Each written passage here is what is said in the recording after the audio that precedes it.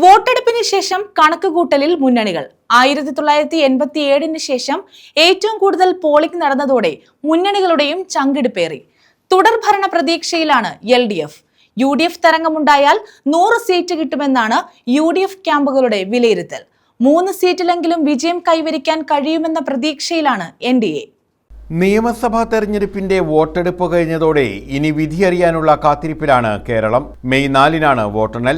Polling ശതമാനം വർദ്ധിച്ചത് മുന്നണികളുടെ ചങ്കിടിപ്പേറ്റുകയാണ്. ഏറ്റവും ഒടുവിലത്തെ കണക്കുകൾ പ്രകാരം 78.27% സംസ്ഥാനത്തെ പോളിംഗ്. കോഴിക്കോടും പാലക്കാടുമാണ് ഏറ്റവും കൂടുതൽ പോളിംഗ് രേഖപ്പെടുത്തിയത്. പത്തനംതിട്ടയിലാണ് ഏറ്റവും കുറവ് പോളിംഗ്. 1987 ശേഷമുള്ള ഉയർന്ന പോളിംഗ് ശതമാനമാണ് ഇത്തവണത്തേത്. LDF ഭരണ തുടർച്ച പ്രതീക്ഷിക്കുമ്പോൾ 80 സീറ്റിലധികം ഉറപ്പാണെന്നാണ് UDF ക്യാമ്പ് വ്യക്തമാക്കുന്നത്. ഭരണവിരുദ്ധ തരംഗമാണ് വോട്ടെടുപ്പിൽ പ്രതിഫലിച്ചതെങ്കിൽ 100-ലധികം സീറ്റുകൾ നേടുമെന്നും UDF വിലയിരുത്തുന്നു. തെക്കൻ കേരളത്തിലെ മണ്ഡലങ്ങളിൽ വലിയ മുന്നേറ്റമുണ്ടാകുന്ന പ്രതീക്ഷയിലാണ് UDF. എന്നാൽ കഴിഞ്ഞ തവണത്തെ നേട്ടം ഇത്തവണയും ആവർത്തിക്കുമെന്നാണ് LDF കരുതുന്നത്. ചുരുങ്ങിയത് 3 സീറ്റിലെങ്കിലും ജയിക്കാനാകുമെന്നാണ് NDAയുടെ പ്രതീക്ഷ. കടുത്ത മത്സരം നടന്ന മലബാറിലെ പല മണ്ഡലങ്ങളിലും ഇക്കുറി കനത്ത പോളിംഗാണ് നടന്നത്.